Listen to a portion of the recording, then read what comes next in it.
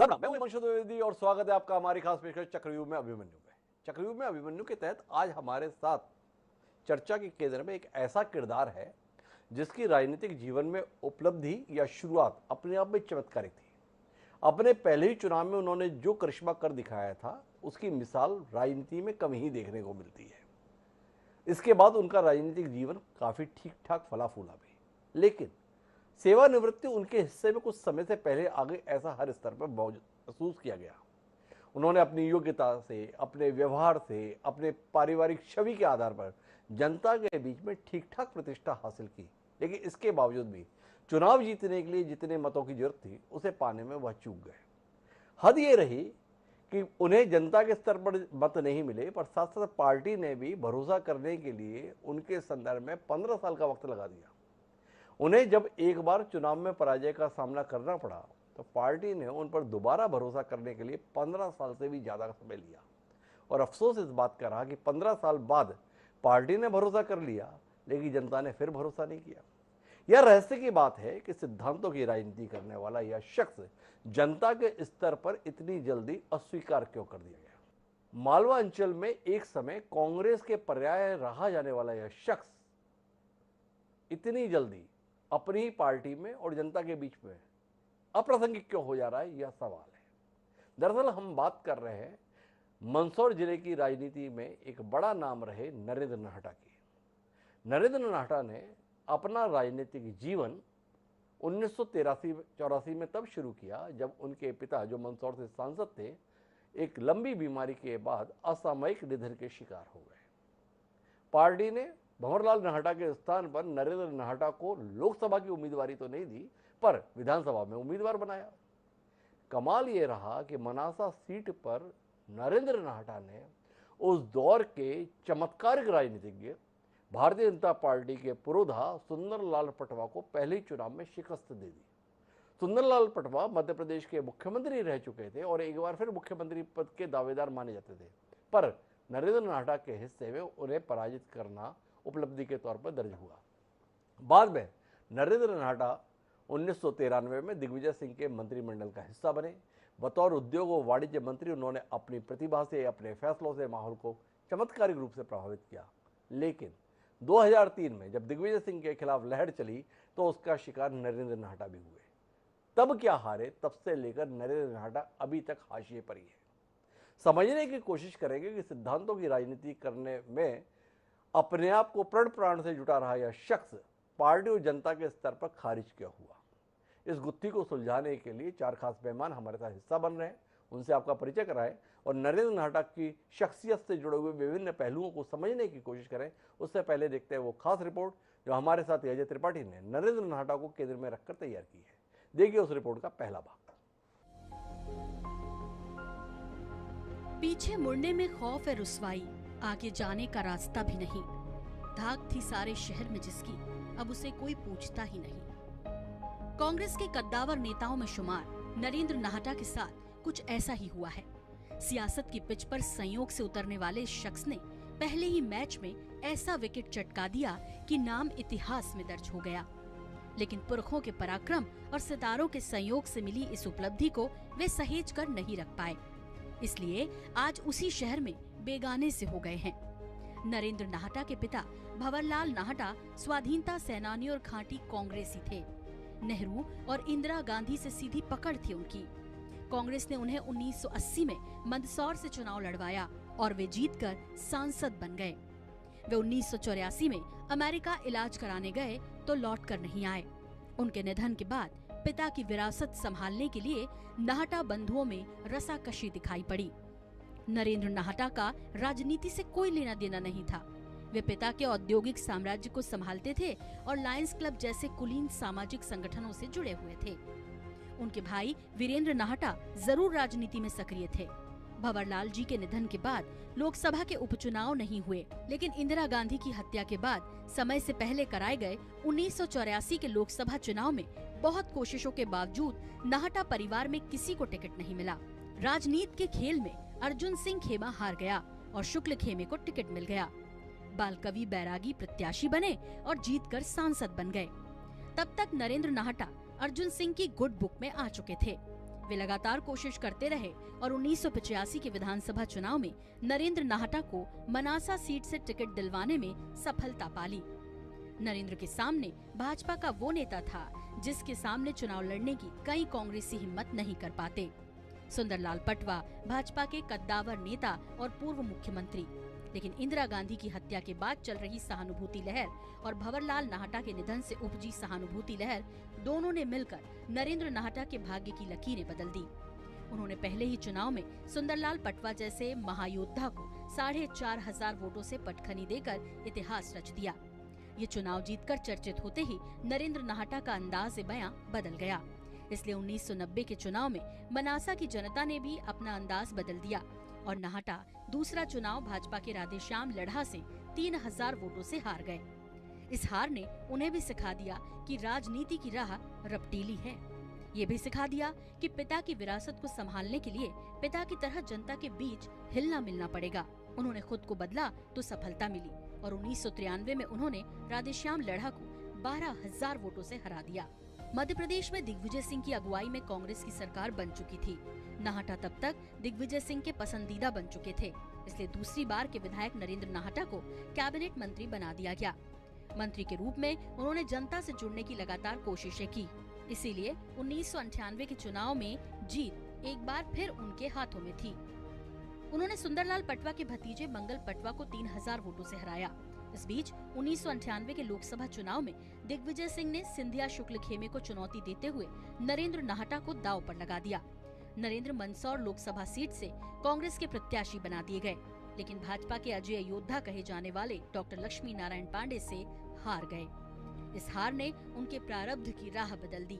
वे 2003 के विधानसभा चुनाव में भाजपा के कैलाश चावला से करीब 26,000 वोटों से हार गए। इसमें दिग्विजय सिंह सरकार के खिलाफ चल रही एंटी इनकम्बेंसी की लहर के साथ खुद नरेंद्र नाहटा के खिलाफ चल रहा माहौल बहुत काम आया। ये उनके चक्रव्यूह में उलझने की शुरुआत थी। दिग्विजय सिंह की सरकार में नरेंद्र नाहटा भी मंत्री थे। वो भी 2003 की आंधी में, उमा भारती की जो आंधी थी, दिग्विजय सिंह के खिलाफ जो माहौल था उसमें हार गए। अगर वो नहीं हारे होते, जीत जाते, तो हो सकता है नरेंद्र नाहटा आज कहीं और होते। आखिरकार 2008 के चुनाव में बहुत कोशिशों के बावजूद नरेंद्र नाहटा टिकट पाने में विफल रहे। नाहटा का टिकट काटकर विजेंद्र सिंह वीजू बन्ना को मिल गया, जो सिंधिया गुट के थे। वीजू बन्ना चुनाव जीतकर विधायक बने और नरेंद्र नाहटा की राजनीति का डाउनफॉल शुरू हो गया। विधानसभा का टिकट पाने में विफल रहे नरेंद्र नाहटा ने लोकसभा टिकट की कोशिश की, लेकिन सफलता हाथ नहीं लगी। कांग्रेस ने 2009 के लोकसभा चुनाव में नरेंद्र नाहटा की बजाय सिंधिया खेमे की और राहुल गांधी से सीधी पकड़ वाली नई नवोदित नेत्री मीनाक्षी नटराजन को मैदान में उतार दिया। मीनाक्षी नटराजन ने डॉक्टर लक्ष्मण पांडे जैसे महायोद्धा को शिकस्त देकर इतिहास रच दिया और आगे के लिए अन्य राजनीतिज्ञों का पत्ता साफ कर दिया। नरेंद्र नाहटा तमाम कोशिश करते रहे, लेकिन 2013 में भी उन्हें टिकट नहीं मिला। उनके कॉलेज की जमीन को लेकर जरूर विवाद शुरू हो गया। उनके परिवार के स्वामित्व वाली ट्रस्ट के कॉलेज को सरकार ने 15 एकड़ जमीन दी थी, लेकिन कब्जा 30 एकड़ पर हो गया। अब प्रदेश में भाजपा की सरकार थी, इसलिए सारे अतिक्रमण हटा दिए गए। कमलनाथ की सरकार आने पर जमीन वापस पाने के लिए तमाम कोशिशें हुई, लेकिन कमलनाथ कैबिनेट ने आवेदन मान्य नहीं किया। इससे अंदाजा लगाया जा सकता है कि वे किस तरह हाशिए पर हो गए। नरेंद्र नाहटा ने 2018 में एक बार फिर टिकट की कोशिश की, लेकिन मनासा से मनाही हो गई। उन्होंने मनासा छोड़ मंदसौर जाना स्वीकार कर लिया, लेकिन मंदसौर में भाजपा के यशपाल सिसोदिया से करीब 18,000 वोटों से हार गए। ये उनके सियासी पराभव की शायद सबसे दुखद कहानी होगी। इसके लिए बहुत हद तक वे खुद जिम्मेदार हैं। कांग्रेस के साथ नरेंद्र नाहटा भी अपने आभा मंडल को सहेजने में नाकाम हो गए। परिस्थिति कुछ ऐसी बनी कि कहीं कांग्रेस का कुछ पराभव हुआ, वो उसकी जो गाड़ी थी पटरी से उतरी। सांसद नरेंद्र नाहटा ने भी जो मेहनत या जिस तरीके का एक अपने फॉलोअर्स को तैयार करना था, शायद उसमें कहीं वो चूक हुई, वो चूके। हालात बदले तो वो भी जो राजनीतिक उनका चक्र था वो थोड़ा सा कमजोर पड़ा। गाड़ी उनकी भी पटरी से उतरी और वो पटरी ऐसी उतरी कि उतरती चली गई। नरेंद्र नाहटा के दावों पर भरोसा करें तो उन्होंने मनासा और मंदसौर के लिए बहुत कुछ किया है, लेकिन जो हालात बन गए हैं उससे लगता है कि उन्होंने उस इलाके में जिस तरह शैक्षिक उद्योग का साम्राज्य खड़ा किया वो मनासा और मंदसौर के लोगों को पसंद नहीं आया। पारंपरिक वोटों वाले मनासा को छोड़ नए वोटरों के बीच मंदसौर सीट पर जाना और वहां भी हार मिलना साबित करता है कि नरेंद्र नाहटा अपनों के ही चक्रव्यूह में उलझ गए हैं। इस अजनबी शहर में पत्थर कहां से आया है? लोगों की भीड़ में कोई अपना जरूर है। अजय त्रिपाठी, INS 24/7 भोपाल। तो नरेंद्र नाहटा के संदर्भ में हम अपनी बातचीत को आगे बढ़ाते हैं। हमारे साथ इस चर्चा का हिस्सा बनने के लिए 4 खास मेहमान मौजूद हैं। हमारे साथ में नवकृष्णा पाटिल जी हैं, जो कांग्रेस पार्टी के जिलाध्यक्ष भी हैं, नरेंद्र नाहटा जी के साथ ही रहे हैं, पूर्व विधायक रहे, वो हमारे साथ हैं। हमारे साथ यशपाल सिसोदिया जी हैं। मंदसौर अंचल में भारतीय जनता पार्टी का एक बड़ा नाम यशपाल सिसोदिया है। पार्टी ने अर्थात भारतीय राष्ट्रीय कांग्रेस ने 2018 में एक बार फिर नरेंद्र नाहटा पे भरोसा किया था, पर जनता के स्तर पर नरेंद्र नाहटा को भरोसा इसलिए नहीं मिला क्योंकि सामने यशपाल सिसोदिया थे। समझेंगे कि नरेंद्र नाहटा जैसी शख्सियत को खारिज जनता ने क्यों कर दिया।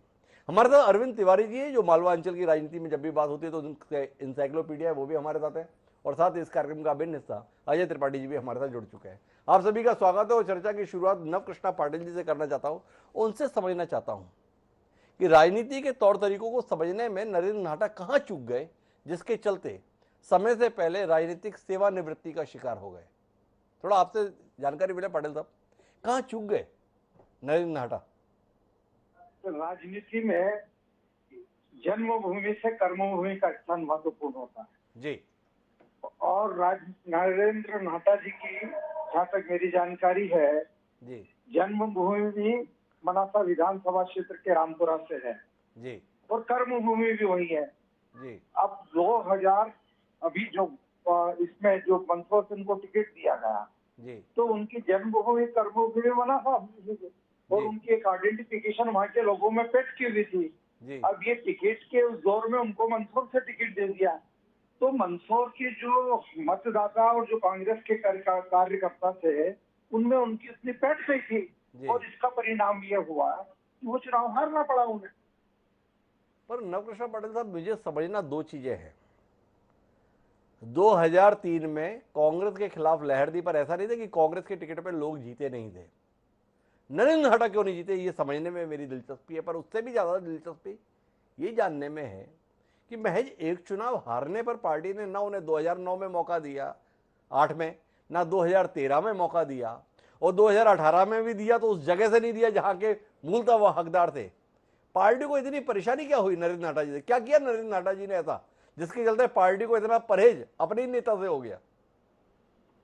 नहीं, ऐसा नहीं है। 2003 में मैं भी चुनाव लड़ा था जी, और बिजली पानी और सड़क को लेकर लोगों में बहुत आक्रोश था जी, और 2/3 से ज्यादा वोटों से भारतीय जनता पार्टी के एमएलए आए थे। जी, नाहटा जी भी आ रहे, मैं भी आ रहे, मंदसौर जिले का 7 विधायक था जी, तो वो एक दौर था। और उसके बाद हमारे इसमें मालवा मंदसौर जिले में एक सिंधिया जी का उनकी गढ़ माना जाता था, उनकी रियासत का एक हिस्सा था। जी, तो सिंधिया जी ने वहां से मालाहेड़ा का टिकट मांग लिया बाद में, और विजेंद्र सिंह मालाहेड़ा वहां से विधायक बने मनासा से, और दूसरा टिकट भी उनको दिया, दूसरे में वो हार गए और फिर ये नाहटा जी को मंदसौर से दिया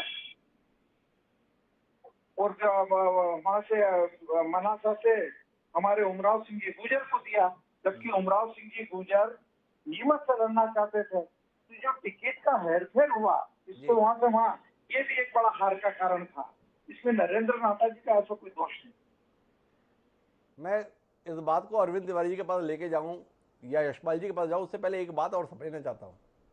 नरेंद्र नाहटा जी की जैसी पारिवारिक पृष्ठभूमि थी, स्वयं राजनीतिक तौर पर भी वो 3 बार के विधायक रह चुके थे, 10 साल मंत्री रह चुके थे, तो उम्मीद तो की जाती है कि इस हैसियत में पहुंचा हुआ शख्स अपने दाएं बाएं जो लोग खड़े रहते हैं उनको टिकट दिलाने में भी सफल रहेगा। ये क्या आपकी पार्टी है जिसने इतने बड़े कद के नेता को भी कतार में खड़ा करा के रख दिया?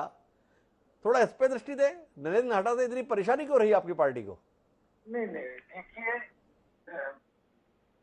थोड़ा सा मैं देखता हूँ कि एक जो भारतीय जनता पार्टी का 15-20 साल का दौर है जी, इसमें मैं लगातार सक्रिय रहा मंदसौर की राजनीति में, क्योंकि मंदसौर से एमएलए बना था मैं और आजादी के बाद दूसरा एमएलए रहा मंदसौर से मैं, जी और भारतीय जनता पार्टी का कार्य, लेकिन मैं लगातार सक्रिय था और उसका परिणाम ये रहा कि मुझे जिला कांग्रेस का अध्यक्ष बनाया और मैं भी काम कर रहा हूँ। जी मुझे लगता है कि जब बीजू बना तो वहां से विधायक बने और सिंधिया जी का जो वर्चस्व था पूरा केंद्रीय राजनीति में, तो नाहटा जी के मन में ये आ गया था कि अभी अगला चुनाव भी लड़ेंगे, और उन्होंने अपने आप को राजनीति से एक तरह से विड्रॉल कर लिया था। यही नाहटा जी गलती कर गए। तो कहीं ना कहीं सिंधिया जी के शिकार रहे नरेंद्र नाहटा, ऐसा नवकृष्णा पाटिल जी की बातचीत से लगता है। लेकिन मैं यशपाल सिसोदिया जी से समझना चाहता हूँ और जानना ये चाहता हूँ यशपाल जी कि क्या नरेंद्र नाहटा ने राजनीति में वाकई अपने आप को साबित किया, जो जन सरोकारों के संदर्भ में, सामाजिक सरोकारों के संदर्भ में राजनेताओं से अपेक्षा होती है, उसे उन्होंने पूरा किया, या परिवार के स्तर पर केंद्रित रह गए इसलिए जनता और पार्टी दोनों के स्तर पर खारिज कर दिए? सर बहुत बहुत धन्यवाद, आपने आज चक्रव्यूह में मुझे सम्मिलित किया। हिमांशु जी मैं आपका हृदय से आभार व्यक्त करता हूँ। जी बोया पेड़ बबूल का तो आम कहाँ से होए, जी ये कहावत चरितार्थ होती है नरेंद्र नाहटा जी के ऊपर इस बात को लेकर के कि उन्होंने अपने स्वयं की राजनीति करी है जी और वे दल से कभी सहयोग और दल के साथियों को सहयोग लेकर के नहीं चले। उनका अपना स्वयं का आभा मंडल था जी और जिस प्रकार से वे राजनीति कर रहे थे, वे राजनीति में जिस हिसाब से आए थे, जिस प्रकार से उनका एक व्यवहार और नेचर सामने आया था और लोगों को बहुत उम्मीद थी। लेकिन हिमांशु जी 10 वर्षों में उन्होंने जो अपनी सल्तनत व्यावसायिक रूप से जो स्थापित कर दी, मुझे लगता है कि जनता सब देखती, सब समझती है। आपने जनहित के कितने काम किए, आपने अगर इंजीनियरिंग कॉलेज खोल दिया तो आपका स्वयं का कैसा हो गया, आपने कथित रूप से लॉ कॉलेज के ऊपर अपने कब्जा बनाए रखा था, आपने भानपुरा के चौड़िया कॉलेज के ऊपर कब्जा जमाए रखा था। तो ये जो निजी सोच, निजी चिंतन और पारिवारिक लाभ हानि, ये जब किसी व्यक्ति के जनप्रतिनिधि के खाते में आना शुरू हो जाती है तो उसको फिर अगल बगल कुछ नहीं दिखता है। और नाहटा जी एक स्थापित राजनीतिक परिवार के वे खिलाड़ी साबित हुए थे जिनका राजनीति से कोई सरोकार नहीं था। ये तो लायंस क्लब के अध्यक्ष हुआ करते थे, हकीकत में राजनीति करते थे इनके छोटे भाई वीरेंद्र नाहटा, जो 3 बार के नगरपालिका के पार्षद रहे हैं। और ये बात ठीक है कि वो मनासा में जाकर के और शिफ्ट हो गए, और न घर के रहे न घाट के रहे, इसलिए कि न मनासा में, जैसा कि पाटिल साहब को मैं सुन रहा था, अब ये तो तय हो गया हिमांशु जी के कांग्रेस में टिकटों का आवंटन किस प्रकार से होता है, कोटा परमिट होता है। तो अगर विजय सिंह मालाहेड़ा को टिकट मिल गया और वे जीत गए, और दूसरी बार यदि नाहटा जी को नागवार गुजर रहा था कि दूसरी मर्तबा भी विजय सिंह मालाहेड़ा को ही टिकट मिलेगा, तो वो न इधर के रहे न उधर के रहे। और तब जब मरता क्या नहीं करता वाली कहावत फिर चरितार्थ हो रही है, तब कांग्रेस के लोगों ने इनको ओबलाइज करने के लिए बोले कहां से लड़ना, बोले साहब फिर उसका मंदसौर से दे दीजिए। अब मंदसौर में तो जनता का स्नेह और आशीर्वाद मुझे भरपूर लगातार मिल रहा है, नगरपालिका अध्यक्ष से लेकर के। और देखिए गिरावट इतनी आ गई है, नाहटा जी को आत्मावलोकन करना चाहिए, क्योंकि आपने चैनल पे बिठाया है। वो 2 चुनाव हारे हैं हिमांशु जी अभी लगातार, न केवल मेयर से हारे हैं बल्कि उनके भतीजे को जब नगरपालिका का सीधा जनता से चुनाव जिताया है, चुनाव लड़ाया था, तो प्रहलाद बंधवार जैसा सामान्य कार्यकर्ता जो मोटरसाइकिल पे घूमता, पैदल घूमता था भारतीय जनता पार्टी का, हालांकि वो दिवंगत हो गए, प्रहलाद जी की हत्या हो गई थी, उस जैसे छोटे से भारतीय जनता पार्टी के कार्यकर्ता ने इतने बड़े व्यक्ति को हरा दिया। और मे भी नाहटा जी का अगर आप राजनीतिक कद देखें, 10 बरस तक वो मिनिस्टर रहे कैबिनेट, और जिस प्रकार से उनका व्यावसायिकरण है राजनीति में, जिस प्रकार से उन्होंने लाभ अर्जित किए हैं, फिर चाहे फार्मेसी कॉलेज हो, चाहे यूनिवर्सिटी के कुलाधिपति हो गए, निजी स्वयं का विश्वविद्यालय हो गया, निजी विश्वविद्यालय के कुलाधिपति हो गए, तो जनता ने मुझ जैसे छोटे से कार्यकर्ता को हिमांशु जी पसंद किया। और इनके आसपास सबसे बड़ी बात जो है नाहटा जी के पराजय होने की, वे जनता के कभी नहीं बन पाए, और अपने कार्यकर्ताओं में भी सीमित रूप से उनके जो अगल बगल में लोग रहते थे, ये उन्हीं के बन करके रह गए। पाटिल साहब तो बात कहेंगे नहीं, लेकिन हम इसलिए कहेंगे कि नाहटा जी के समर्थक से, चाहे उनके स्वर्गीय भंवरलाल जी नाहटा के अगल बगल बैठने वाले लोग थे, चाहे वे हों चाहे नाहटा जी हो, इन्होंने अपने उस कोर कमेटी को ही आगे पीछे रखा। नतीजतन कांग्रेस में भी विरोध था और जनता इनके सारे कामकाज को देख रही थी कि ये तो व्यावसायिकरण कर दिया, ये कॉलेज इनका हो गया, जनता के लिए क्या दिया। हम तो ये जानना चाहेंगे कि आप बताएंगे जनता के लिए कौन सी पर मैं सिसोदिया जी आपसे ये जानना चाहूंगा, इतने खराब आदमी है नरेंद्र नाहटा जी, इतने सेल्फिश है, इतने स्वार्थी है, स्वयं के लाभ के लिए रहे, पर ऐसे व्यक्ति ने आपके माननीय, पूजनीय, सम्माननीय सुंदरलाल पटवा जी को शिकस्त कैसे दे दी, ये जानने में मेरी दिलचस्पी है। मैं जानना ये भी चाहता हूं कि सुंदरलाल पटवा जैसे शख्स को हराने वाले शख्स ने बाद में उनके भतीजे को भी शिकस्त कैसे दे दी। थोड़ा इस पर भी दृष्टि मिले ना कि क्या सुंदरलाल पटवा नरेंद्र नाहटा से भी गए बीते थे, इसलिए जनता ने उनके मुकाबले नरेंद्र नाहटा को तरजीह दी, या कोई और दृष्टिकोण है आपका?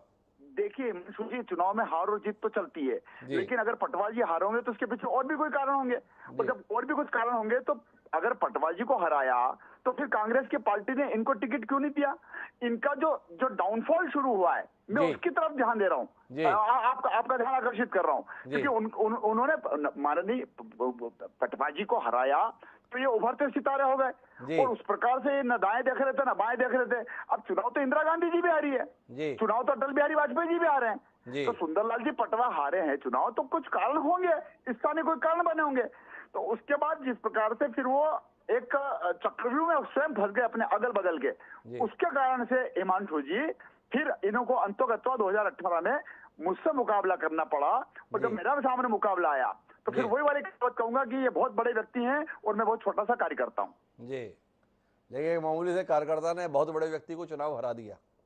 अब इसमें मैं यशपाल जी से क्यों पूछूं कि उन्हें क्यों हरा दिया, जानना तो मैं अरविंद तिवारी जी से चाहूंगा। दो तीन बातें अरविंद तिवारी जी जो आपसे समझना चाहता हूँ, ये कि एक समय में नरेंद्र नाहटा इस पूरे इलाके में बड़ा सम्मानीय नाम हुआ करते थे, बड़ा प्रभावी नाम भी हुआ करते थे। ये हालत क्यों हो गई कि वो अपने टिकट के लिए भी इतने मोहताज हो गए, अपनी परंपरागत सीट से भी टिकट नहीं ले पाए?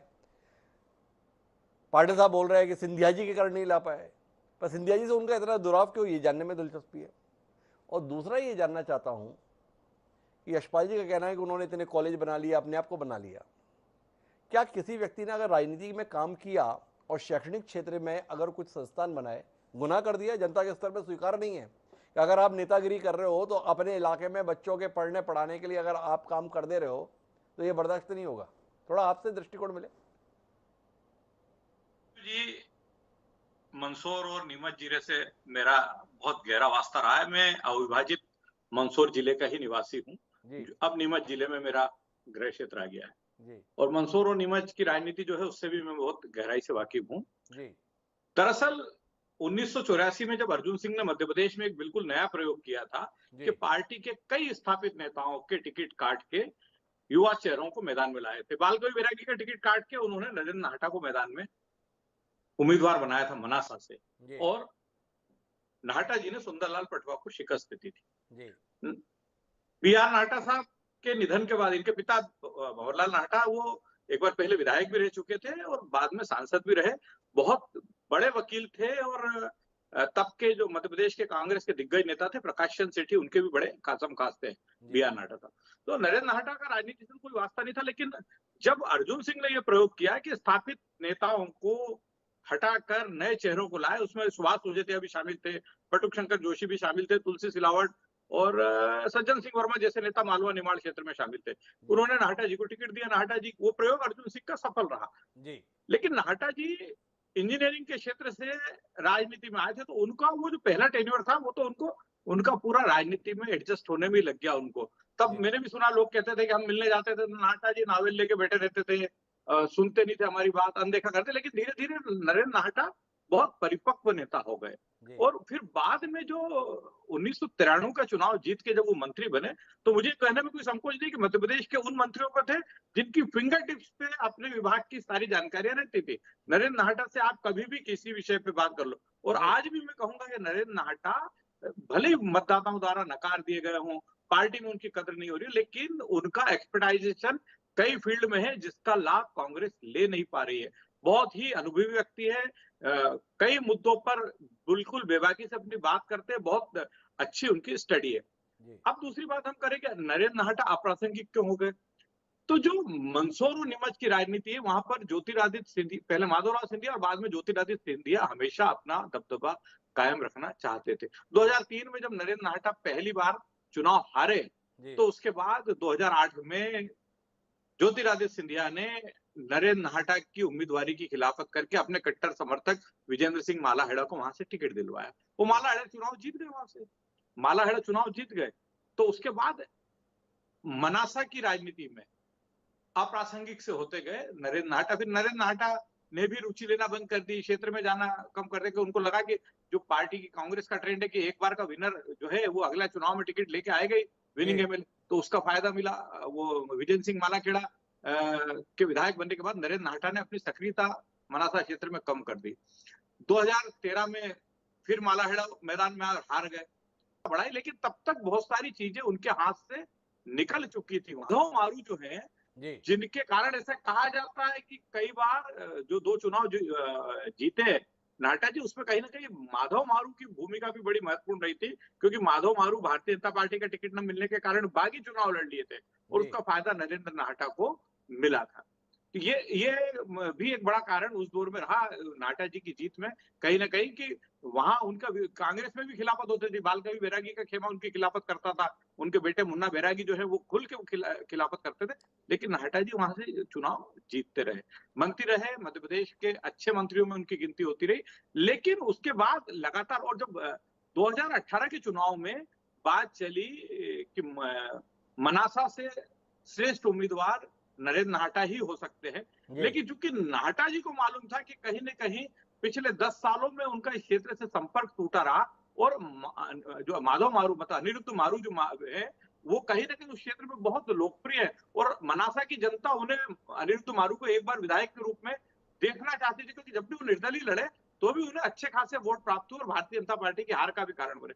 तो मुझे लगता है कि अघोषित भय जो था कि मनासा से चुनाव लड़ूं और हार जाऊं, उसने नरेंद्र नाहटा जैसे कद्दावर नेता को मनासा के बजाय मंदसौर आने के लिए, अन्यथा नरेंद्र नाहटा का टिकट तो बिल्कुल पक्का था कि उनको मनासा से टिकट लगना था, चुनाव लड़ना था, लेकिन जो परिस्थितियां पार्टी में बनी उसके चलते नरेंद्र नाहटा खुद बैकफुट पे आए, और अंततः जब वो मंदसौर से चुनाव लड़े तो यशपाल जी जो लगातार वहां से विधायक थे 2 बार के, और उनका जीवंत संपर्क लोगों से था, उनके सामने वे टिक नहीं पाए। तो यशपाल जी को अंडर एस्टिमेट कर गए। राजनीति में इतना समय गुजार जाने के बाद भी क्या जमीनी स्थितियों को भापने में नाहटा जी सफल नहीं रहते? इसमें आपकी टिप्पणी? इस बात को कि कहीं ना कहीं नरेंद्र नाहटा के बारे में कहा जाता है कि पब्लिक से उनकी उतनी स्ट्रॉन्ग कनेक्टिविटी कभी नहीं रही। वो बहुत कद्दावर नेता थे, विजनरी नेता थे, अपने क्षेत्र के विकास को लेकर हमेशा वो सक्रिय रहते थे, लेकिन कहीं ना कहीं पब्लिक कनेक्टिविटी जो है उसके मामले में वो थोड़े कमजोर थे। उसका एक बहुत बड़ा कारण हिमांशु जी उनका बैकग्राउंड है। वो एक इंजीनियर थे, इंजीनियर से जो है 84 में विधायक बने, तो कहीं ना कहीं जो है एक वो उनके साथ जो है वो रहा। तो ये बिल्कुल इंजीनियर तो अरविंद तिवारी जी, दिग्विजय सिंह भी रहे, उनसे ज्यादा कार्यकर्ताओं से कनेक्ट कोई और देखने को नहीं मिलता है। मैं अजय त्रिपाठी के पास जाना चाहता हूँ, लेकिन यशपाल जी कोई हस्तक्षेप करना चाह रहे थे। एक बार यशपाल जी का हस्तक्षेप सुनता हूँ और फिर अजय त्रिपाठी से समझूंगा कि भोपाल की गलियों में नरेंद्र नाहटा काबिले जिक्र भी है कि नहीं है, समझेंगे। लेकिन पहले यशपाल जी का हस्तक्षेप। जी यशपाल जी। नहीं, मैं सर ये बता रहा था अरविंद जी को कि माधव मारू अनिरुद्ध माधव मारू निर्दलीय चुनाव नहीं लड़े। उनके पूज्य पिता श्री स्वर्गीय रामेश्वर जी मारू जब निर्दलीय चुनाव लड़े, उस निर्दलीय चुनाव लड़ने के कारण से सीधा भारतीय जनता पार्टी का वोट बैंक कटा है और नाहटा जी को सीधा उसका फायदा मिला है। यहाँ तक कहा जाता था कि अगर वे मंत्री हैं या वे विधायक बने हैं तो मारू कृपा से विधायक बने, मारू कृपा से मंत्री बने। ऐसा कोई मारू मंदसौर में उपलब्ध नहीं था जो नाहटा जी की मदद करते थे यशपाल जी? ये तो आप नाहटा जी से पूछिएगा कि आपको यहाँ मारू क्यों नहीं मिला। तो यशपाल जी नहीं बता पा रहे कि यहाँ कौन मारू है। लेकिन मैं अजय त्रिपाठी जी आपसे जानना ये चाहता हूँ कि सिंधिया गुट नाहटा जी को पसंद नहीं किया, पर क्या भोपाल में कोई ऐसा था जो नाहटा जी को पसंद करता था, नाहटा जी की मदद करना चाहता था, पर कर नहीं पाया? डॉक्टर साहब, नाहटा जी की शुरू से आदत जो अरविंद भाई कह रहे थे कि हम लोगों ने यहाँ देखा जब वो मंत्री थे तब भी बड़े लिमिटेड लोगों से बात किया करते, इसमें कोई दो बात नहीं कि बड़े विजनरी नेता थे, बड़े विद्वान थे। मंत्री जब थे तो बहुत सारे आंकड़े को रटे रहते थे, विभाग की बैठकें बड़ी शानदार किया करते थे, अफसरों को निर्देश बहुत अच्छे दिया करते थे, प्लानिंग बहुत अच्छी किया करते थे, पर पॉलिटिक्स बहुत अच्छी नहीं कर पाते थे। तो इस कारण धीरे धीरे जब वो हाशिए पर गए उसके बाद चूंकि दिग्विजय सिंह भी 10 साल तक लगभग सक्रिय राजनीति में नहीं रहे, तो दिग्विजय सिंह का वो खेमा जो उनसे जुड़ा हुआ था बहुत सारे लोग उसमें तितर बितर हो गए। और फिर उसके बाद नरेंद्र नाहटा ने कोई सतत संपर्क यहाँ नहीं बनाए रखा, इसलिए भोपाल की राजनीति में अप्रासंगिक हो गए। इसका अंदाजा इस बात से लगा सकते हैं कि कमलनाथ की सरकार आने के बाद तमाम पुराने नेताओं को जब देखा गया कि पुराने लोगों की तरह काम भी चलता, पुराने लोग अनुभवी उनको लाया गया। आप देखिए अर्जुन सिंह की गुड बुक में रहे, अर्जुन सिंह की कैबिनेट में रहे, चंद्रपाल शेखर वापस आए, प्रकाश जैन गिड्डे आज भी काम कर रहे हैं, राजेंद्र मिश्रा जो बिल्कुल हाशिए पे चले गए उनको लाया गया, राजमणि पटेल को लाया गया, तमाम पुराने नेताओं को ला करके कमलनाथ जी ने बिठाला, पीसीसी में आज वो लोग चल रन कर रहे हैं और काम कर रहे हैं। लेकिन नरेंद्र नाहटा तमाम बिजली होने के बाद भी नहीं लाए, क्योंकि कार्यकर्ताओं से और नेताओं से उनकी कनेक्टिविटी बिल्कुल नहीं बची। और आज भी आप प्रासंगिक इसलिए है कि पीसीसी के दफ्तर में कभी उनको नहीं देखा जाता, किसी मौके पर पार्टी किसी आयोजन में वो जिस तरह से कट जाते हैं, उनको लगता है कि जिस तरह उनका साम्राज्य है वो साम्राज्य बना रहता है तो वो बिल्कुल उसके दम पर चुनाव लड़ सकते हैं, टिकट पा सकते हैं। लेकिन बदलती हुई कांग्रेस ने साबित कर दिया कि सिर्फ साम्राज्य बने रहने से सब कुछ नहीं होता। कांग्रेस में अब काम करना पड़ेगा, या कांग्रेस में कनेक्टिविटी या किसी भी पार्टी में केवल साम्राज्य बने रहने से काम नहीं चलेगा। ये बड़ी टिप्पणी है अजय त्रिपाठी जी की। मैं जाना चाहता हूँ वापस नवकृष्णा पाटिल जी के पास, लेकिन अरविंद तिवारी जी जो बता रहे हैं कि मंदसौर तो उनकी जन्मभूमि भी है, एक बात समझना चाहता हूँ, इतना ही जनता से कटे हुए नेता थे अगर नाहटा जी, इतना ही उनका रिजर्व नेचर था, पर इसके बाद भी 3 विधानसभा के चुनाव उन्होंने जीते। और इसके अलावा 1998 में डॉक्टर लक्ष्मीनारायण पांडे के खिलाफ उन्होंने लोकसभा का चुनाव जो लड़ा, उसमें भी मात्र 17,000 वोटों से वो संसदीय चुनाव हारे थे। अगर आदमी वाकई इतना ही खराब था तो इतना समर्थन क्यों मिला अरविंद जी? जी अरविंद जी। देखिए हिमांशु जी, ये बिल्कुल नहीं कहा जा सकता कि नरेंद्र नाहटा कोई खराब नेता थे, नरेंद्र नाहटा को जनता पसंद नहीं करती थी। नरेंद्र नाहटा बहुत अच्छे नेता थे। 3 चुनाव उन्होंने इस क्षेत्र से जीते, सुंदरलाल पटवा को हराकर उन्होंने अपने करियर की शुरुआत की जी। और उसके बाद वो लगातार 2 बार विधायक रहे, 10 साल मंत्री रहे। उनका वो, लेकिन जो रहता ना, हर व्यक्ति का एक जैसा मिजाज नहीं रहता। तो नरेंद्र नाहटा के साथ भी एक कमी थी उनकी कि कार्यकर्ताओं से और पार्टी के लोगों से उनका संवाद उस स्तर तक स्थापित नहीं हो पाता जो आज की राजनीति में बहुत जरूरी है।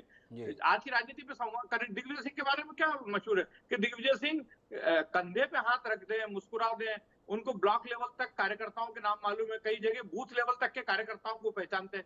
लेकिन हर व्यक्ति दिग्विजय सिंह नहीं हो सकता ना। तो नरेंद्र नाहटा बहुत, मैंने जैसा आपसे कहा कि बहुत विद्वान थे, विजनरी पॉलिटिशियन थे, जिस मंत्रालय के मंत्री रहे उसको बहुत अच्छे से उन्होंने हैंडल किया। लेकिन उनकी कार्यकर्ताओं के साथ और पार्टी के लीडर्स के साथ बहुत बड़ी सीमित कनेक्टिविटी थी। इसका उनको कई मौके में नुकसान हुआ। अब आप देखिए ना, 98 में 17,000 वोट से मंदसौर जैसी परंपरागत सीट से डॉक्टर लक्ष्मीनारायण पांडे जैसे कद्दावर नेता के सामने वो मात्र 17,000 वोट से लोकसभा का चुनाव हार। एक बहुत बड़ा वर्ग ऐसा भी है जो चाहता है कि नरेंद्र नाहटा मुख्य धारा की राजनीति में रहे। जब मंदसौर से भी उनको पार्टी ने, कमलनाथ ने, आपको तो कमलनाथ की कार्यशैली अच्छे से मालूम है हिमांशु जी, बहुत सोच समझ के उन्होंने टिकटों का फैसला किया था। कमलनाथ जैसे नेता ने यदि नरेंद्र नाहटा को मंदसौर से मौका दिया था तो कमलनाथ को कहीं ना कहीं कोई संभावना दिख रही थी। उनके पास जो अलग अलग स्तर का फीडबैक था, कहीं ना कहीं उनको लग रहा था। लेकिन मुझे ऐसा लगता है कि अब मंदसौर की राजनीति में चाहे नरेंद्र नाहटा हो, सुभाष सोजतिया हो, ये नेता मंदसौर की राजनीति में अप्रासंगिक से हो गए। क्योंकि एक तो जनरेशन गैप, आप अंदाजा लगाइए ना, 84 में जो व्यक्ति पहली बार विधायक बना हिमांशु जी, आखिर कितने लंबे समय तक वो जो है एक जनरेशन गैप भी हुआ है ना। एक बहुत बड़ा वर्ग ऐसा आ गया है जिसको अब नई लीडरशिप में ज्यादा संभावना दिख रही है। तो कतई ये नहीं माना जाना चाहिए कि नरेंद्र नाहटा खराब नेता थे, उन्होंने काम नहीं किए। और देखिए, जहां तक ये जो मुद्दा उठा है कि उन्होंने अपने मंत्री रहते हुए अपना साम्राज्य स्थापित, अपने व्यावसायिक साम्राज्य का विस्तार किया, कुल नाहटा यूनिवर्सिटी बना ली, बिहार नाहटा यूनिवर्सिटी बन गई, इंजीनियरिंग कॉलेज स्थापित कर लिया। तो देखिए, ये तो हिंदुस्तान की राजनीति में जिसको जब मौका मिलता है हिमांशु जी, उसने अपने आप को किया जाता है। लेकिन मैं नवकृष्णा पाटिल जी के पास में जो जाना चाहता हूँ वो थोड़े अलग पहलुओं पे बात करने के लिए जाना चाहता हूँ। पाटिल साहब, आप तो नाहटा जी के बहुत नजदीकी लोगों में से, आपने साथ काम किया है। हमारी बातचीत में ये निकल के आ रहा है कि मूलतः राजनीतिज्ञ नहीं थे नरेंद्र नाहटा, एक्सीडेंटली वह राजनीति में आ गए। मेरी जानने में आपसे ये दिलचस्पी है कि नरेंद्र नाहटा को राजनीति में आना वाकई रास आया, या वो इस मुकाम तक पहुंचने के बाद भी ये मानते हैं करना तो मुझे जिंदगी में कुछ और था, ये कहां फंस गया? देखिए, यह था कि इंदिरा जी की 84 में हत्या हो गई थी जी, और उसके बाद राजीव गांधी जी का राष्ट्रीय राजनीति में पदार्पण हुआ जी, और उन्होंने ये चाहा कि इंटेलेक्चुअल पीपल को ढूंढा और डॉक्टर, इंजीनियर, इस तरह के सीए, इन तमाम लोगों को उन्होंने छाट छाट के टिकट दिया। और क्योंकि इंदिरा जी की हत्या के कारण राज्य लोकसभा में और विधानसभा में कांग्रेस को भारी बहुमत मिला था जी। तो उस वक्त नाहटा जी को टिकट दिया और पटवा जी सामने आए तो उस हवा में तो कोई टिका ही नहीं था। तो इस तरह से वो पटवा जी चुनाव हारे थे। जो आप पूछ रहे थे, कारण ढूंढ रहे थे, वो कारण ये था। और जाजू जी हमारे नीमच से विधायक बने थे, ये कारण था। और 98 में नाहटा जी मंदसौर से चुनाव लड़ना चाहते थे और मुझे विद्याचरण जी शुक्ल ने कहा कि नवकृष्ण पाटिल तुम मनासा चले जाओ, वहाँ पे गुर्जर बहुत रहते हैं और नाहटा जी मंदसौर से चुनाव लड़ लेंगे। तब मैंने उनसे कहा कि मैंने कास्ट की राजनीति नहीं करी, मैं मंदसौर से चुनाव लड़ूंगा। और फिर मैं मंदसौर से चुनाव लड़ा और मैं मंदसौर से विधायक बना। नो डाउट उनकी एक इच्छा तो थी कि मैं मंदसौर से, मेरे फादर सांसद रहे और मैं मंदसौर से एक बार विधायक बनूं। और वो अभी के चुनाव में वो या मंदसौर आगट और चुनाव लड़े। अब उनका सीधा जनता से संबंध नहीं था, जैसा कि मैंने शुरू में कहा था। ये भी एक हार का कारण। लेकिन नाहटा जी एक बहुत बुद्धिमान व्यक्ति है और कांग्रेस ने उनको भी बहुत कुछ दिया और कांग्रेस को भी उनने बहुत कुछ दिया। बस नाहटा जी एक गलती कर गए कि राजनीति में टिकट नहीं मिले तो हम घर बैठ जाए। गीता में लिखा, कर्म किए जाओ, फल की आशा मत करो। मैं पिछले 20 सालों से सक्रिय राजनीति में रहा, कभी घर में नहीं बैठा। जिसको भी पार्टी ने टिकट दिया उसका काम ईमानदारी से किया। तो मैं सोचता हूँ कि नाहटा जी को भी ये करते हैं तो मैं सोचता हूँ कि आज की राजनीति में अप्रासंगिक नहीं होते। एक बात जो आपने कही कि नाहटा जी को पार्टी ने भी बहुत कुछ दिया, उन्होंने भी पार्टी को बहुत कुछ दिया।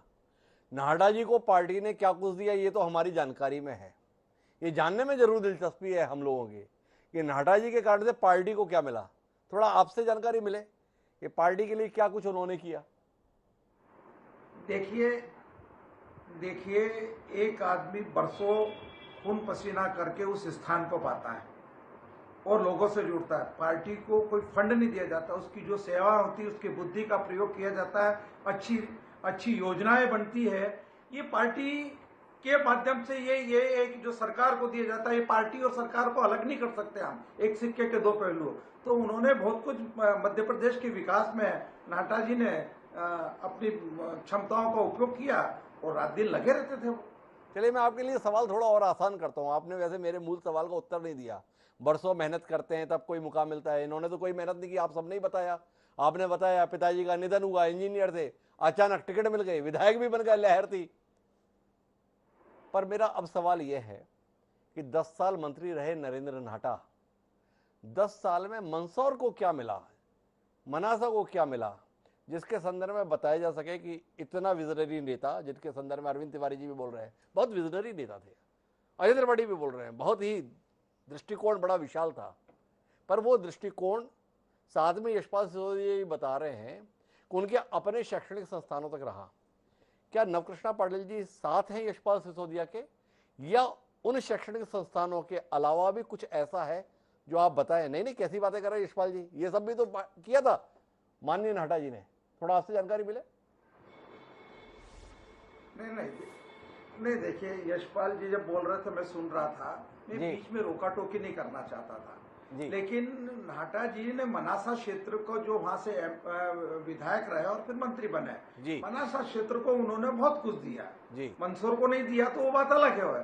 लेकिन मनासा क्षेत्र की उन्होंने बड़ी सिंचाई योजनाएं, बड़े बड़े डैम दिए और आज के उसके परिणाम उस क्षेत्र में किसान बहुत खुशहाल है। और एक दौर होता है हर एक आदमी का। इंदिरा जी भी चुनाव हार गई, जब बताया था कौन बोल रहा था। तो ये एक दौर रहा नाहटा जी का और एक नई पीढ़ी बहुत आ गई है इन 20-25 सालों में।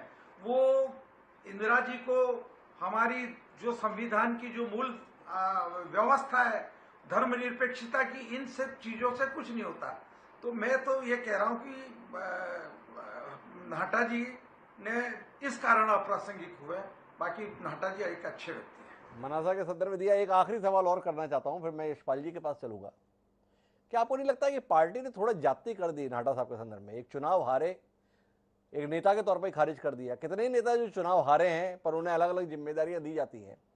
कांग्रेस इतने पराभव के दौर से गुजर रही है, ऐसे में भी नरेंद्र नाहटा को संगठन के स्तर पर कोई जिम्मेदारी दी जाए, ये भी नहीं दिखता। देखिए एक बात है कि नाहटा में भी 20 साल से राजनीति में, मुझे भी टिकट नहीं मिला और मैं भी कांग्रेस में रहा जी, और नाहटा जी को तो टिकट मिला, अभी भी टिकट मिला, तो वो तो वैसे भी अव्वल रहे हैं जी। और रहा है कि मैं, जहां तक मुझे लगता है कि एक व्यक्ति की रुचि भी होती संगठन में काम करने की, कि मुझे पर्यवेक्षक बनाएंगे तो मैं कहाँ जबलपुर जाऊंगा, कहाँ रीवा जाऊंगा, तो शायद उनकी इतनी रुचि नहीं रही है, इसलिए उनको संगठन में जगह नहीं मिली होगी। लेकिन बीच में वो संगठन के बड़े पदाधिकारी भी रहे हैं जी, प्रदेश के जी। संगठन में बहुत रुचि भी नहीं रही, बीच में हादसे के तौर पे पद मिल भी गया तो उसके संदर्भ में बहुत दिलचस्पी नहीं रही। यशवंत सिसोदिया जी, मैं आपसे एक अलग प्रश्न को लेकर आना चाहता हूँ। क्या आप मानते हैं कि नरेंद्र नाहटा ने अपनी प्रतिभा के साथ न्याय नहीं किया? जो उनकी योग्यता थी, जो उनकी क्षमता थी, जो कुछ वो कर सकते थे, कहीं ना कहीं अपने स्वभाव के चलते जो भूमिका वो निभा सकते थे, न केवल पार्टी के संदर्भ में बल्कि समाज के संदर्भ में भी चूक गए। नहीं हिमांशु जी, देखिए नाहटा जी मूलतः लायंस क्लब के अध्यक्ष रहे हैं, वो छात्र रहे हैं, वो इंजीनियरिंग पास ऑन एक बढ़िया विद्यार्थी रहे। पॉलिटिक्स में भी जब भंवरलाल जी नाहटा राजनीति करते थे तो वो नरेंद्र नाहटा जी का उस बंगले में राजनीति के संदर्भ में कोई सरोकार नहीं रहा था। और तब जब इनको उपलब्धि मिल गई, जब ये मंत्री बन गए, और जिस प्रकार से अभी आपने पाटिल साहब को सुना कि वो किस प्रकार से टिकट न मिलने के कारण से निष्क्रिय हो गए। और देखिए विश्वसनीयता बहुत बड़ी बात होती है हिमांशु जी। और नरेंद्र नाहटा जी ने तब जब ये हाशिए पर गए थे तब किस प्रकार से उनके बयान आते थे, किस प्रकार से नई पार्टी बनाने तक की बात की उनके मुखारबिंद से कर दी जाती थी। तो जो अन्य कांग्रेस के जो बड़े लीडर थे इस मंदसौर संसदीय क्षेत्र के, नीमच और मंदसौर हमारा अविभाजित जिला, तो उन लोगों को नागवार गुजरता था। क्योंकि नाहटा जी जिस प्रकार से जो एक स्पीड उन्होंने पकड़ी थी उसको न वो संगठन में ठीक ढंग से कर पाए, न चूंकि सत्ता में फिर दोबारा नहीं आ पाए, उनको कोई अवसर नहीं मिला, माला है उनके सर माथे पर बैठ गए थे ज्योतिरादित्य सिंधिया। और देखिए अभी कितनी बड़ी बात पाटिल साहब ने कह दी है कि कांग्रेस में तो चॉइस से टिकट मांगे जाते हैं, कांग्रेस में तो अपनी सुविधा के अनुसार टिकट मांगे जाते हैं। तू वहां चला जा, मैं वहां चला जाता हूँ, मैं यहाँ सेट हो जाता हूँ, मेरे अनुकूल नहीं है, मेरी विधानसभा प्रतिकूल है। तो इस प्रकार से प्रयोगशाला है हिमांशु जी कांग्रेस, और इस प्रयोगशाला की उवाफों में कहीं ना कहीं नाहटा जी गच्चा खा गए। कहीं ना कहीं नाहटा जी गच्चा खा गए। आज अभिमन्यु बने हुए दिखाई दे रहे हैं नाहटा जी। यशपाल जी, जानना ये चाहता हूँ कि उनके संदर्भ में बोलते हुए आप उनके भविष्य में अर्जुन बनने की कोई उम्मीद तो नहीं कर रहे? 2018 में आपके सामने थे, आपको ऐसा तो नहीं लगता है कि कोई भरोसा नहीं 2023 में भी आपके सामने रहे, इसलिए उनके संदर्भ में कुछ अच्छा ना निकल जाए जो 2023 में भारी पड़ जाए? नहीं देखिए, भविष्य तो किसी ने नहीं देखा, वर्तमान में जीना चाहिए। और जो भूतकाल निकल गया है उस भूतकाल की जो कमियां खामियां हमारी, हमको उसके ऊपर अद्यतन अध्ययन करना चाहिए। भविष्य तो जिंदगी का भी नहीं है हिमांशु जी, तो इन पदों की क्या हम उम्मीद करें। लेकिन पास्ट जो हमारा भूत निकल गया उसमें कौन सी कमियां खामियां रह गई उसको हमको टटोलना चाहिए। वर्तमान दौर में हम कितनी प्रतिबद्धता और कटिबद्धता हमारे दल के प्रति निभा रहे हैं, हम जनमानस के प्रति प्रतिपक्ष की भूमिका में उनको ले जा करके समस्याओं का समाधान करवा रहे हैं, हम कितना पार्टी के लिए काम कर रहे हैं, ये सारी चीजें जब आती है हिमांशु जी तब गुणदोष के आधार पर भविष्य फैसला करता है। गुणदोष के आधार पर भविष्य फैसला करता है। तो अरविंद तिवारी जी, आपसे जानने में दिलचस्पी है, नरेंद्र नाहटा के लिए भविष्य के लिए कोई उम्मीद बची है, या जिस तरीके की बीच बीच में निष्क्रियता उनके जीवन का हिस्सा हो जाती है, पार्टी के प्रति वो विमुख हो जाते हैं, और जनता ने भी जिस तरीके से पिछले 2 दशक के अंदर उनके प्रति रवैया रख लिया है, हो गया जो होना था, या अभी भी कोई उम्मीद बाकी है? हिमांशु जी, जहां तक मेरा मानना है नरेंद्र नाहटा जी के लिए कांग्रेस की सक्रिय राजनीति में तो आगे अब कोई संभावना नजर नहीं आ रही है। हाँ, कांग्रेस हर पार्टी को कुछ विजनरी लीडर्स की जरूरत रहती है जो पार्टी के लिए इश्यूज को एक्सप्लोर कर सके, पार्टी की लीडरशिप को इश्यूज आगे बता सके कि किस इश्यूज पे क्या काम हो सकता है या क्या अगले इलेक्शन के कुछ ऐसे इश्यूज हो सकते हैं। तो नरेंद्र नाहटा का जो स्पेशलाइजेशन है कॉमर्स और इंडस्ट्री के क्षेत्र में, व्यापारिक क्षेत्र में उनकी अच्छी, कांग्रेस ने बीच में उन्हें कांग्रेस के औद्योगिक और व्यापारिक प्रकोष्ठ का चेयरपर्सन भी बनाया था। तो मुझे लगता है कि अब सक्रिय राजनीति में तो नरेंद्र नाहटा के दिन लद गए। नरेंद्र नाहटा के लिए अब सक्रिय राजनीति में तो कोई संभावना नहीं, लेकिन पार्टी में एक मार्गदर्शक की भूमिका में और ऐसे इश्यूज पर जिन पर सामान्यतः नई पीढ़ी के नेता काम नहीं करना चाहते, कहीं ना कहीं उस मामले में आज भी नरेंद्र नाहटा की उपयुक्तता है। जहां तक मेरी जानकारी है, कमलनाथ मध्य प्रदेश से जुड़े इन मुद्दों पर नरेंद्र नाहटा से हमेशा डिस्कशन में रहते हैं, लेकिन अब चुनावी राजनीति की कोई संभावना नरेंद्र नाहटा में नजर नहीं आ रही है। तो अरविंद तिवारी जी के मन में नरेंद्र नाहटा की शख्सियत को लेकर लिहाज है, पर अगर राजनीति में कई मुकाम के संदर्भ में बात है तो अरविंद तिवारी जी सारी उदारता के बाद भी कोई संभावना देख नहीं पा रहे हैं। मुझे जाना है अजय त्रिपाठी के पास, लेकिन पाटिल साहब कुछ हस्तक्षेप करने जा रहे हैं। एक बार पाटिल साहब का हस्तक्षेप सुनते हैं, क्या कुछ कहना चाहते हैं नरेंद्र नाहटा की भविष्य की संभावनाओं को लेकर। जी पाटिल साहब। नहीं, मैं ये कहना चाह रहा था कि हमारे कांग्रेस में है कि जो चुनाव लड़ता है वो 5 साल के लिए भले वो हार गया, लेकिन विधानसभा क्षेत्र उसका रहता और उसको जनता के बीच में रहना चाहिए। मंदसौर से नाहटा जी चुनाव लड़े और पता नहीं क्यों उनके मन में आ गया कि मैं यहाँ से कभी चुनाव जीतूंगा ही नहीं, तो उन्होंने मंदसौर बिल्कुल छोड़ दिया, वापस वो मनासा की तरफ जाने लगे। लेकिन वो आशावादी है और आशावादी आदमी है। मुझे अच्छा लगा कि वो फिर से मनासा की तैयारी कर रहे हैं लगातार वहां पे जाकर। अब ये भविष्य के गर्त में यशपाल जी ने लिखा कि भविष्य में के गर्त में क्या छिपा हुआ और उसको पार्टी क्या सोचती है, ये तो भविष्य ही बताएगा। तो कुल मिलाकर पाटिल साहब ये बता रहे हैं कि उन्होंने हथियार तो अभी नहीं रखे हैं, धनुष हाथ में थामे रखने की हसरत के साथ नरेंद्र नाहटा अभी भी सक्रिय हैं। इलाका बदल दिया है, कुरुक्षेत्र से नहीं लड़ेंगे, किसी और इलाके से लड़ेंगे, लेकिन यशपाल सिसोदिया के लिए राहत है या यशपाल सिसोदिया के लिए दुविधा है कि नरेंद्र नाहटा नहीं रहेंगे। अब ये कितना कंफर्ट है कितना डिस्कंफर्ट है ये तो यशपाल जी बताएंगे, लेकिन मैं अजय त्रिपाठी जी से जानना चाहूँगा कि अजय त्रिपाठी जी, आप प्रदेश की राजधानी भोपाल में रहते हैं, क्या नरेंद्र नाहटा जैसी शख्सियत काबिले जिक्र रहती है कांग्रेस की राजनीति में, या भोपाल ने नरेंद्र नाहटा को बिसरा दिया है, भुला दिया है? अरविंद तिवारी जी कह रहे हैं, कमलनाथ जी बात करते रहते हैं, पर क्या आपको ऐसा कुछ सुनने में आता है कि नरेंद्र नाहटा से कोई भूमिका विचार हो रही है, नरेंद्र नाहटा भोपाल आ रहे हैं, या नरेंद्र नाहटा से कोई मिलना चाह रहा है? आपकी टिप्पणी। डॉक्टर साहब, ऐसा कुछ दिखाई नहीं पड़ता, हो सकता है उनकी चर्चा होती हो, लेकिन इससे आप अंदाज लगाइए किसकी, जब नरेंद्र नाहटा जी की बीजेपी सरकार ने 2004 में उनके कॉलेज की जो एक जमीन थी उसको अतिक्रमण खत्म करके अपने कब्जे में ले ली थी। उनकी ट्रस्ट ने एक आवेदन दिया था इस कॉलेज परिसर जो है उसको 30 एकड़ की जमीन की बहुत जरूरत रहती है, जमीन पूरी मिलनी चाहिए। ये आवेदन कमल की कैबिनेट में जाके खारिज हो गया था। इससे आप अंदाज करते हैं कि नरेंद्र नाहटा का वजूद पार्टी के अंदर क्या रह गया। और फिर जैसा मैंने आपसे कहा कि चंद्र प्रभात शेखर जी लाए गए, काम कर रहे हैं, प्रकाश जैन जी लाए गए, काम कर रहे हैं, राजेंद्र मिश्रा जी लाए गए, काम कर रहे हैं, राजमणि पटेल जी लाए गए, काम कर रहे हैं। जिनको प्रासंगिक माना जा रहा है उनको लाया जा रहा है, उनसे काम लिया जा रहा है। तो कोई भरोसा नहीं चंद्र प्रभात शेखर जैसे 80 साल के व्यक्ति को फिर टिकट मिल जाए। लेकिन नरेंद्र नाहटा का ना कोई जिक्र होता है, ना कोई काबिल तारीफ होती है, ना कोई चर्चा होती है। इसलिए मुझे नहीं लग रहा कि वो कांग्रेस के अंदर प्रासंगिक है। अब मार्गदर्शक मंडल जैसी कोई व्यवस्था अगर कांग्रेस में होती तो मुझे लगता है कि उनको उसमें शिफ्ट कर दिया जाए, क्योंकि मालवाद अंचल जो बीजेपी का गढ़ माना जाता है वहां कांग्रेस इतनी बड़ी रिस्क नहीं लेगी वापस नरेंद्र नाहटा जैसे लोगों पर दांव लगाए। जी, तो कुल मिलाकर अगर अब तक की पूरी बातचीत करें तो उसमें एक बात समझ में आती है कि सभी लोग एक राय हैं।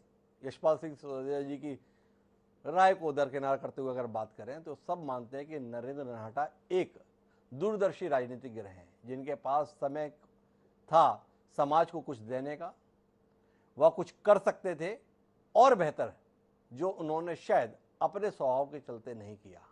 लेकिन जितने समय तक उनका दौर रहा वह अपने आप प्रभाव छोड़ने में कामयाब रहे। दिक्कत इस बात की है कि वह अभी भी राजनीति में कोई मुकाम तो लेना चाहते हैं, पर उसके लिए जिस सक्रियता की, जिस सरोकार की और जनता के साथ जिस संवाद की जरूरत है उससे वह परहेज करते हैं। अगर यह परहेज बना रहेगा तो वह कुल मिला के हमारे बीच में अभिमन्यु के तौर पर ही मौजूद रहेंगे। अगर आने वाले समय में उन्हें अर्जुन के तौर पर अपने आप को साबित करना है तो उम्र के 7 दशक पूरा कर चुके नरेंद्र नाहटा को न केवल अपना स्वभाव बदलना पड़ेगा बल्कि राजनीति करने का तरीका भी बदलना होगा। क्या नरेंद्र नाहटा ऐसा कर पाएंगे, जानने में हमारी दिलचस्पी रहेगी। बहरहाल आप चारों मेहमानों को बहुत बहुत धन्यवाद इस कार्यक्रम का हिस्सा बनने के लिए। लेकिन कार्यक्रम हमारा खत्म नहीं हुआ है। नरेंद्र नाहटा की शख्सियत को रखकर जो रिपोर्ट हमारे साथी अजय त्रिपाठी ने तैयार की थी उसका दूसरा भाग बाकी है, तो चलकर देखते हैं उसका दूसरा भाग। लेकिन इससे पहले मुझे दे दीजिए इजाजत, अगले सप्ताह फिर मिलेंगे किसी नई शख्सियत को चक्रव्यूह में देखने के लिए। तब तक के लिए सादा प्रणाम। कभी मध्य प्रदेश की दिग्विजय सिंह सरकार में टॉप 5 मंत्रियों में गिने जाने वाले कद्दावर नेता नरेंद्र नाहटा की गिनती अब पार्टी के प्रदेश के टॉप 50 नेताओं में भी नहीं होती है। वक्त के साथ कदमताल करने में नरेंद्र नाहटा ने थोड़ी सी कोताही कर दी तो वक्त ने उनके साथ बड़ा खेल कर दिया। इस खेल का असली मोहरा उनकी पार्टी कांग्रेस बन गई। पार्टी ने एक हार के बाद नरेंद्र नाहटा को इस तरह हाशिए पर किया कि मुख्यधारा में आने के लिए उन्हें 15 साल लग गए। सियासत में जिस धमक के साथ नरेंद्र नाहटा आए थे, उस धमक को बहुत दिनों तक बरकरार नहीं रख पाए। दिग्विजय सिंह सरकार में कैबिनेट मंत्री बनने के बाद नरेंद्र नाहटा के दो चेहरे दिखाई पड़ने लगे। एक वो चेहरा था जो प्रभावी मंत्री के रूप में अपनी दूरदर्शिता, बेहतर रणनीति, विभाग पर पकड़ और बेहतर कार्य सिस्टम के लिए पहचाना जाता था। वहीं दूसरी ओर उनका एक चेहरा वो भी सामने आने लगा जो सिर्फ अपने साम्राज्य का विस्तार करना चाहता था। उन्होंने जन कल्याण के बजाय स्व कल्याण पर ज्यादा ध्यान दिया। लगातार 10 साल तक मंत्री के रूप में काम करते हुए नरेंद्र नाहटा ने जितनी योजनाएं बनाई, उनमें उनके परिवार के व्यावसायिक साम्राज्य को विस्तार देने की झलक दिखाई पड़ती थी। नरेंद्र नाहटा पावरफुल मंत्री के रूप में अपने पारिवारिक साम्राज्य का विस्तार कर रहे थे, इसलिए उनकी पूरी वफादारी सिर्फ मुख्यमंत्री दिग्विजय सिंह के प्रति थी। उन्होंने पार्टी के अन्य नेताओं के बीच संतुलन साधने में कोई दिलचस्पी नहीं दिखाई। यही कारण था कि 2003 का चुनाव हारने के साथ ही नरेंद्र नाहटा पार्टी में हाशिए पर चले गए। दिग्विजय सिंह अपनी 10 साल की सत्ता के ताश के पत्तों की तरह बिखर जाने के बाद 10 साल के राजनीतिक संन्यास के मार्ग पर चल पड़े। नरेंद्र नाहटा जैसे उनके कट्टर समर्थक के पास अपनी सियासी मजबूती का कोई विकल्प नहीं था। मंदसौर की राजनीति में सिंधिया खेमे का वर्चस्व हो गया और 10 साल की सत्ता में शैक्षिक उद्योग के महारथी बन चुके नरेंद्र नाहटा पार्टी में बेगाने हो गए। उनके इलाके में विजेंद्र सिंह मालाखेड़ा, उमराव सिंह, मीनाक्षी नटराजन जैसे तमाम प्रयोग होते रहे, लेकिन कभी नायक की भूमिका में रहे नरेंद्र नाहटा को पार्टी ने साइड रोल लायक तक नहीं समझा। उन पर यह भी आरोप लगता है कि उन्होंने मौका मिलने पर किसी कार्यकर्ता को आगे बढ़ाने के बजाय अपने परिजनों को आगे किया। इसलिए मौका लगते ही कार्यकर्ताओं ने भी नाहटा से खुद को अलग कर लिया। ऐसे में विपक्ष को तंज कसने का मौका मिल गया कि पूरी कांग्रेस परिवारवाद में उलझ गई। नरेंद्र नाहटा भी इसी परंपरा का शिकार हो गए। दिल्ली से लेकर के मंदसौर की धरा तक परिवारवाद से नाता रहा है और परिवारवाद खत्म होता नजर आ रहा है, क्योंकि कांग्रेस के कार्यकर्ता हताशा की ओर है, क्योंकि उनका नेतृत्व खत्म हो गया है।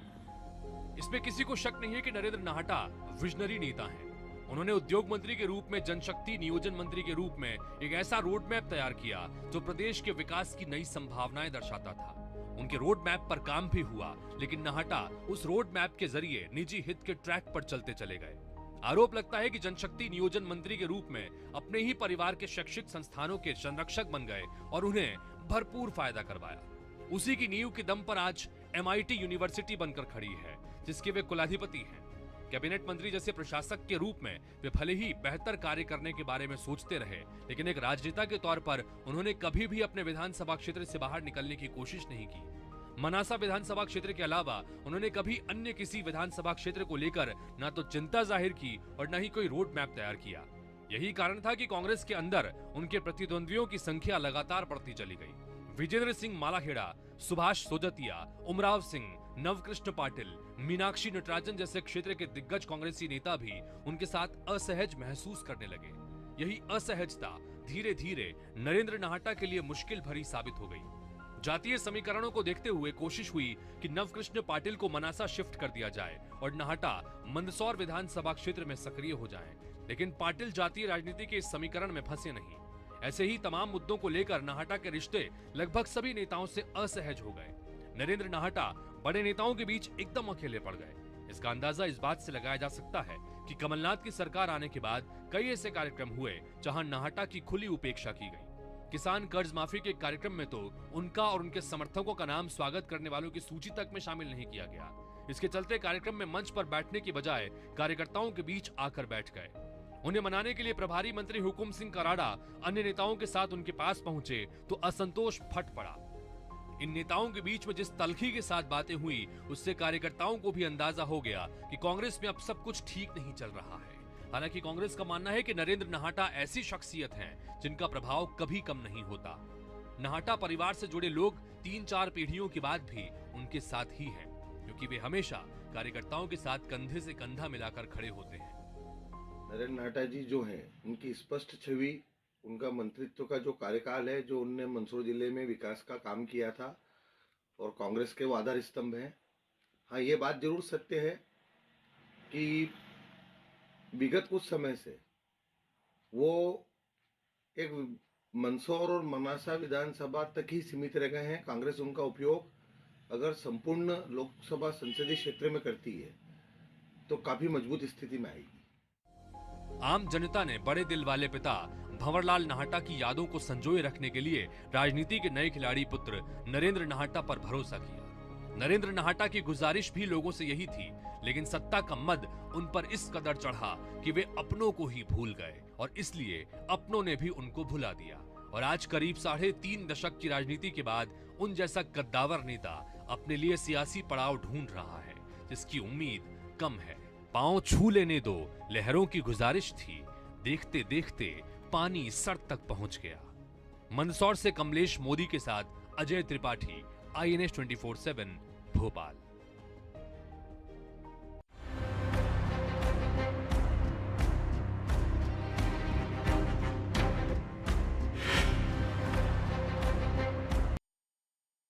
पेश है डिजिटल डिस्काउंट डेज।